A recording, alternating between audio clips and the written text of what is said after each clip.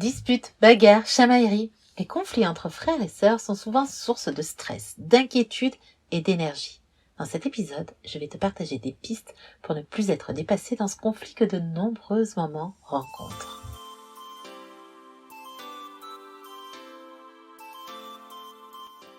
Bienvenue dans Maman Sème, le podcast qui cultive le bonheur familial.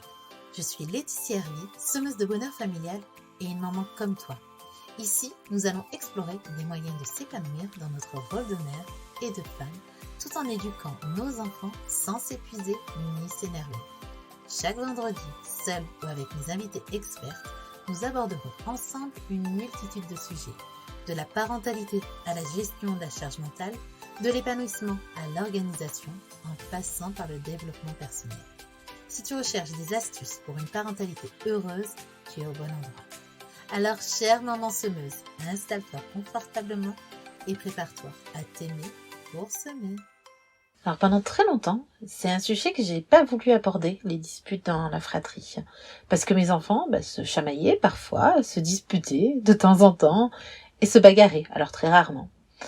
J'avais comme projection que dans la parentalité positive, les enfants étaient capables de communiquer calmement avec des mots plutôt que d'utiliser les mains, de se respecter entre eux dans la fratrie.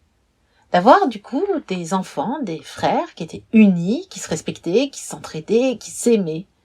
Alors oui, j'avais cette facette-là dans ma fratrie, avec mes enfants, mes fils. Mais à des moments, il y avait des conflits. Alors je me sentais pas du tout légitime de parler d'un sujet que je ne maîtrisais pas, parce que j'aime quand même parler de sujets que je connais, que j'ai testé, vécu, des outils que je me suis appropriés. Alors concernant la fratrie, j'étais plutôt comme une imposteur. Donc c'était pas très très confortable pour moi. Et puis j'ai compris avec le temps qu'en fait cette partie-là dans les rapports entre frères et sœurs est tout à fait normale. Oui, d'un côté, il peut y avoir la tendresse, la douceur, le partage, l'entraide. Et puis, de l'autre, aussi, il peut y avoir les disputes, les bagarres, la chamaillerie.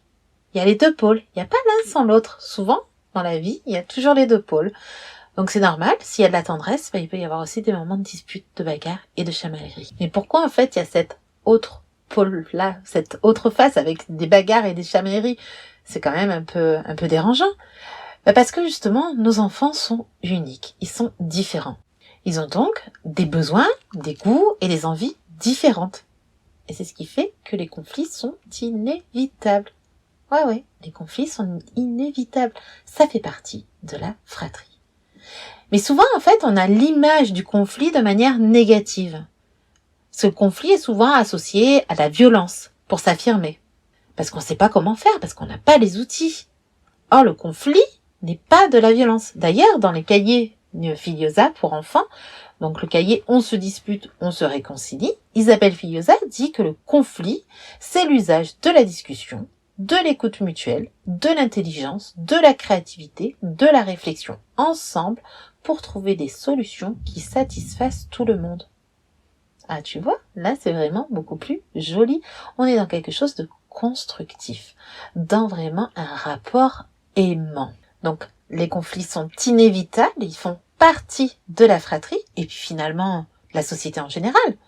Et ils permettent de trouver des solutions pour trouver un équilibre dans les besoins de chacun. Donc s'il n'y a pas de conflit, si on se propose avec un petit peu de recul, s'il n'y a pas de conflit, en fait ça veut dire que l'un des deux va se soumettre et va un peu effacer sa personnalité. Alors c'est génial, finalement les conflits c'est super chouette. Les conflits sont source de l'affirmation de soi. Ils sont inévitables et en plus ils sont super riches. C'est la manière dont on va exprimer les besoins, les envies qui ne sont pas acceptables quand ils sont dits donc avec violence, avec des gestes brusques. Donc la première des choses que j'aimerais que tu comprennes et que j'aimerais te partager, c'est d'avoir une nouvelle vision sur les conflits dans la fratrie. Et c'est d'accueillir vraiment ce nouveau regard sur les conflits. Car justement, les conflits permettent à ton enfant d'exprimer ses besoins, ses goûts et ses envies. D'oser être lui. C'est top, c'est exactement ce que tu veux en pratiquant la parentalité positive ou bienveillante. Alors quand je te dis d'accueillir ce nouveau regard, ça ne veut pas dire ne rien faire. C'est être dans l'acceptation, justement pour avoir cette posture aidante, cette posture d'accompagnante pour permettre à tes enfants d'exprimer leurs besoins sans faire usage de la violence et donc des mains ou alors des mots cailloux. Les mots cailloux, en fait, c'est des mots qui vont faire mal quand on les reçoit. Par exemple, quand ils ont tendance à dire « mais de toute façon, t'es nul, et puis je t'aime pas, et t'es qu'un gros naze ». Voilà, des mots comme ça qui font pas du bien à entendre. Donc ton rôle, en tant que maman, est d'accompagner tes enfants à exprimer ce conflit de manière saine et sans violence. Parce que oui, ton enfant ne naît pas avec ces compétences-là, il n'arrive pas à sa naissance avec les compétences sociales qui sont intégrées dans son cerveau. Alors, je suis certaine que pour t'en rendre compte, tu as déjà vécu ou vu cet exemple-là. Alors, imaginons cette scénette, vous êtes dans le bus et il y a ton enfant qui dit tout haut « Regarde maman, le monsieur il est pas beau !» Voilà. Et toi, t'es juste à côté. Là, t'es vraiment très mal à l'aise, tu cherches un peu à te cacher et surtout à arrêter ton enfant à coup de chut, chut. Donc là, en fait, tu vois bien que ton enfant n'a pas fait exprès, il est sans filtre, il ne connaît pas les codes sociaux, il n'a pas les compétences sociales. Il dit ce qu'il pense, il sort ce qu'il a envie de dire, mais sans savoir que ça peut blesser l'autre, ou que ça peut faire mal, ou que ça ne se dit pas. Donc, par ton accompagnement bienveillant et respectueux, et aussi par mimétisme, tu vas aider ton enfant à développer ses compétences sociales, ses compétences qui ne sont pas innées et qu'il va acquérir grâce à toi et ton accompagnement. Alors, malheureusement, ce n'est pas si simple que ça d'acquérir des compétences sociales. Pourquoi ? Parce que ton enfant naît aussi avec un cerveau totalement immature. Et quand il est tout petit, c'est son cerveau limbique, c'est le siège des émotions en fait, qui est aux commandes, qui va diriger un peu ses réactions et son quotidien. Et c'est pourquoi, en fait, dans certains messages, quand il va exprimer certaines choses, et surtout la frustration ou l'expression de soi ou l'expression des besoins, eh ben, il va le faire par ses possibilités, et ses possibilités du moment, ce sont ses mains. Il ne sait pas encore comment faire autrement. Et il n'a pas l'intention non plus de faire mal ou de blesser. Il veut juste se respecter lui-même et qu'on le respecte. Et il fait comme il peut avec ses possibilités du moment, c'est-à-dire réagir en mode attaque, fuite ou figement. Les réactions de son amygdale, c'est une glande qui se situe donc dans le cerveau limbique. Et donc, comme je te l'ai dit, c'est le cerveau dominant pour l'enfant, et donc c'est pour ça qu'il va réagir avec les mains et qu'il va taper pour dire je ne suis pas d'accord ou je veux telle chose.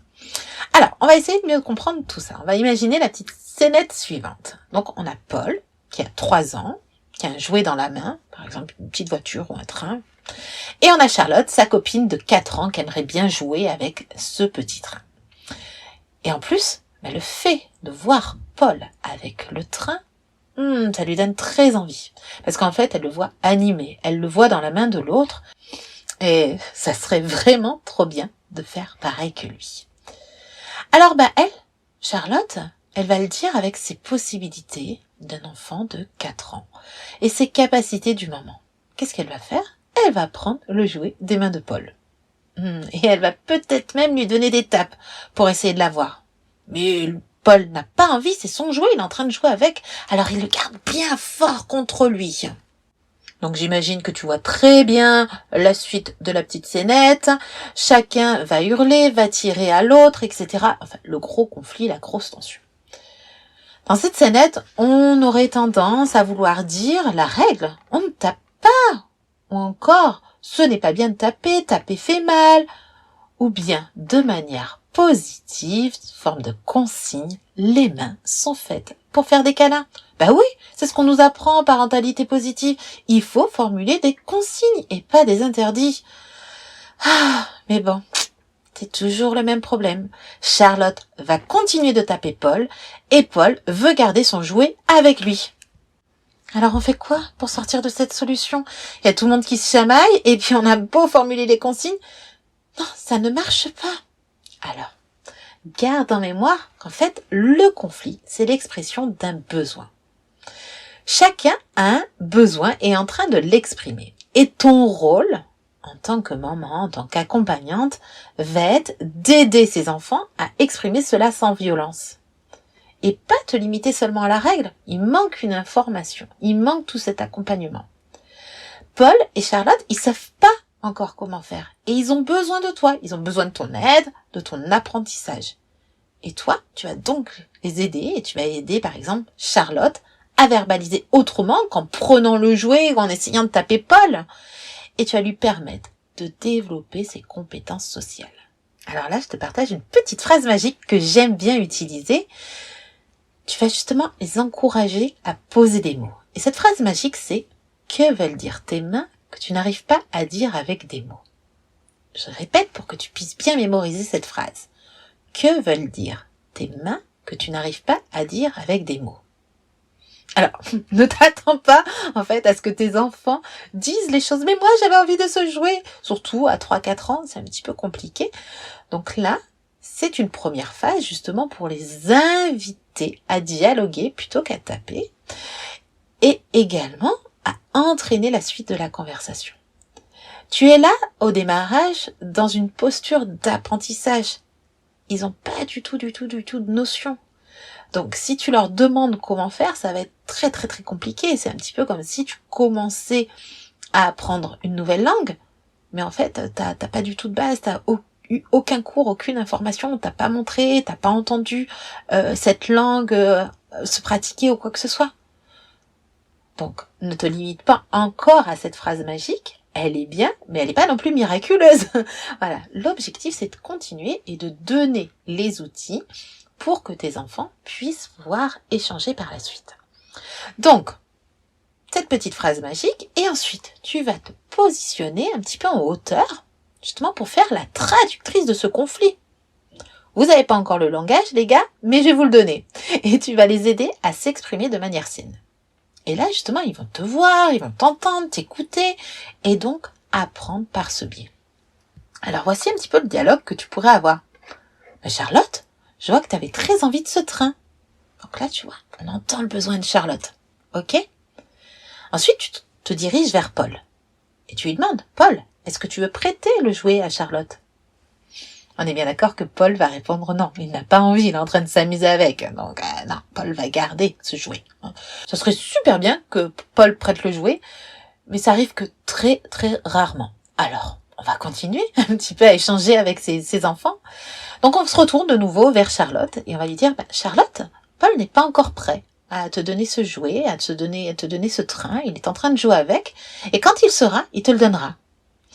Donc Paul, il entend tout ça, Charlotte entend qu'à un moment donné, elle aura ce jouet. Et en attendant, parce que ça peut être quand même une frustration d'attendre, tu peux la diriger vers un autre jouet. En attendant, qu'est-ce que tu veux faire, Charlotte? Et puis bien entendu, il sera important de reconfirmer, de revalider auprès de Paul. D'accord, Paul? C'est ok?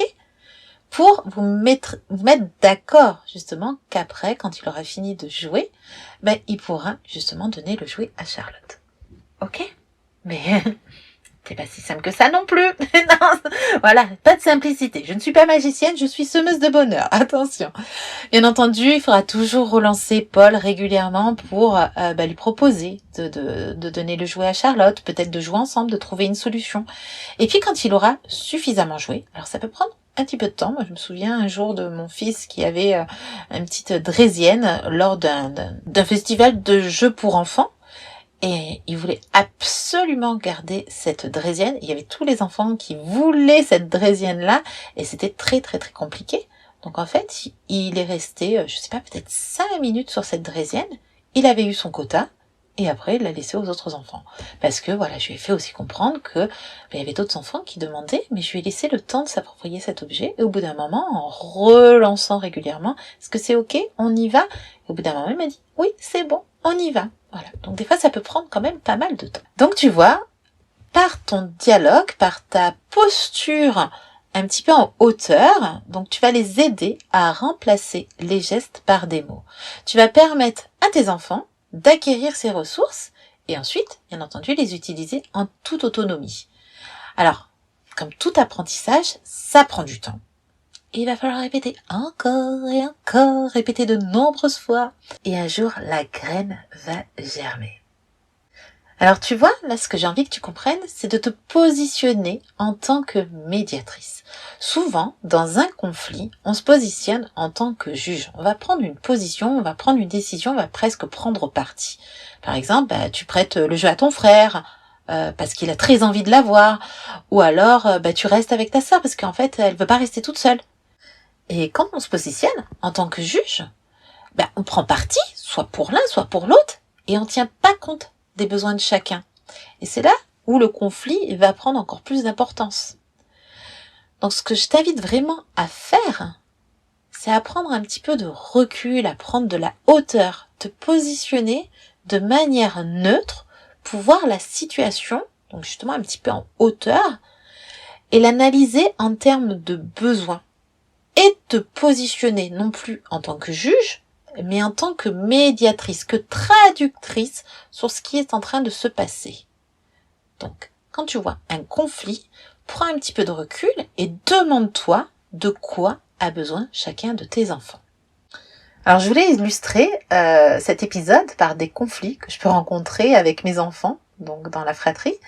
Et je leur ai parlé, du coup, de cet épisode que j'étais en train d'enregistrer, un épisode sur ce sujet, et s'ils pouvaient me donner des exemples de conflits qu'ils pouvaient avoir.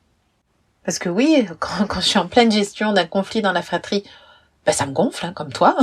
Voilà. C'est des fois super difficile à gérer, mais je me suis rendu compte qu'en fait je les zappais, quoi. Donc je savais plus trop quoi raconter là dans cet épisode. Donc je leur ai demandé d'être un petit peu, s'ils avaient des infos, s'ils avaient des souvenirs. Et donc c'était un échange super intéressant que j'ai pu avoir avec eux. Et d'ailleurs mon fils aîné a pu dire on se dispute pas trop. Ou alors c'est plutôt pour des broutilles, des bêtises, enfin quelque chose comme ça, voilà, pour vraiment des choses qui n'ont pas trop d'importance. Et c'est vrai, il a vraiment pas tort. Souvent, en fait, c'est pour des petites choses, il n'y a pas des grosses disputes dans ma fratrie, avec mes enfants. C'est vraiment des petites disputes. Alors c'est peut-être pour ça que je me souviens pas, je ne sais pas. Mais après, le cadet a pris la parole et il a dit, il a partagé un moment en fait où son frère vient souvent lui demander des petites choses, de l'aide ou prêter un jouet, etc. Donc il vient dans sa chambre, donc il frappe, voilà, respect, il n'y a pas de souci. Il lui demande, est-ce que je peux avoir telle chose, est-ce que tu peux m'aider à me montrer comment on fait ci, on fait ça. Et quand il sort de la chambre, il a tendance à pas bien refermer la porte parce qu'il faut bien appuyer sur la poignée. Et ça énerve vraiment mon fils cadet. Et il peut se mettre dans un état et lui hurler dessus. Alors merci à mon cadet, merci les gars, parce que du coup j'ai une chouette illustration de conflit à vous partager. Alors imaginons que je me place en tant que juge, qu'est-ce que je pourrais dire par exemple, on crie pas comme ça, ou bien je vais dire à l'autre mais arrête d'embêter ton frère, laisse-le tranquille. Donc là en fait je vais pas tenir compte des besoins de chacun et je vais stopper tout ça. Si je me positionne un petit peu avec du recul et je me pose en tant que médiatrice, traductrice, qu'est-ce que ça pourrait donner? Donc je vois au niveau de mon cadet son besoin, qu'est-ce qu'il a besoin? Il a besoin d'intimité, normal, un ado, et un ado a énormément besoin d'intimité. Et puis, de l'autre côté, il y a mon petit, et lui, de quoi il a besoin? Cette poignée, elle est ultra compliquée. Il a besoin d'aide, il n'arrive pas à fermer la porte. Ok. Donc ça, c'est vrai que ce conflit, il se passe plus trop parce que pourquoi? En fait, j'ai pris ce temps de recul et j'ai pris le temps d'expliquer à mon tout petit comment bien fermer la porte. Ou alors, d'oser venir demander ou d'en parler à son frère, j'y arrive pas, de demander de l'aide. Et c'est un conflit qui n'existe plus. Parce qu'en fait, on a réglé à la source parce que je me suis connectée aux besoins de chacun. Et on a mis en place des solutions qui sont gagnantes, des solutions qui vont convenir à tout le monde, qui sont équilibrées. Il n'y en a pas un ou l'autre qui va être favorisé. Alors oui, ça semble très simple comme ça, mais non, ça n'a pas été si simple. Ça a demandé beaucoup de répétitions, beaucoup de temps. C'est parfois usant, énergivore, fatigant. Mais c'est à force de toute cette répétition, de ce temps d'accompagnement, de reformulation, que je peux apprendre à mes enfants et que tu peux leur apprendre aussi à développer ces compétences sociales, à développer cette communication entre eux et à trouver leur propre solution. Parce que oui, ils vont être capables de faire par eux-mêmes parce que tu les auras tellement accompagnés, tu auras tellement fait à leur place, ils auront appris par mimétisme qu'à un moment, ils pourront le faire eux-mêmes. Donc tu peux leur faire confiance et lâcher ton rôle de médiatrice par moment quand tu vois qu'il n'y a pas de problème, qu'il n'y a pas de bagarre, etc. Bien sûr, s'ils ont tendance à se bagarrer, si tu vois qu'il y a de la violence, là t'interviens et tu sépares. Mais si tu vois que c'est une situation qu'ils sont capables de gérer, laisse-les faire, parce que c'est en faisant qu'ils vont encore plus apprendre, ils vont s'approprier les outils. Et tu peux leur dire tout simplement, je vois là que vous n'êtes pas d'accord, mais je vous fais confiance pour échanger et trouver une solution ensemble. Laisse-les faire et tu verras qu'ils ont les compétences parce que tu auras pris tout ce temps de répétition et d'accompagnement. Alors ce que je veux que tu retiennes de cet épisode, c'est vraiment que les conflits sont inévitables et qui sont l'expression de soi. Et en fait, c'est génial, c'est beau un conflit. Et que ton rôle, c'est de te positionner en tant que médiatrice pour donner les outils à ton enfant. Parce que oui, tu vois, les conflits en fait dans la fratrie, pour moi, sont les prémices qu'on rencontre donc dès le plus jeune âge, en fait des échanges sociaux, des échanges futurs que ton enfant pourra rencontrer, que ce soit à l'école, plus tard dans le travail ou dans le couple. Donc en l'accompagnant, tu vas pouvoir du coup lui donner ces ressources qui vont lui être utiles pour toute sa vie. C'est important. Donc même si c'est usant de répéter, si c'est fatigant, si c'est énergivore, souviens-toi que c'est important de lui donner ses ressources pour que ton enfant puisse échanger avec respect et sans violence tout au long de sa vie. Alors j'espère de tout cœur que cet épisode t'a permis d'avoir une nouvelle vision sur les conflits dans la fratrie et puis qui t'aidera aussi à mieux accompagner tes enfants. Tu retrouveras les notes de cet épisode sur mon blog, je te mets le lien dans les notes de cet épisode. Et puis surtout, n'hésite pas à venir me faire part de tes retours, de tes témoignages, des moments difficiles à MP. Le plus simple, c'est sur Instagram, où tu peux m'envoyer aussi un mail. Et puis, si tu as besoin d'aide, n'hésite pas à rejoindre justement la tribu Maman Seb, parce que c'est un sujet qui est régulièrement évoqué sur la tribu Maman Seb. Et puis là, du coup, on travaille sur des moments spécifiques de conflits dans la tribu Maman Seb.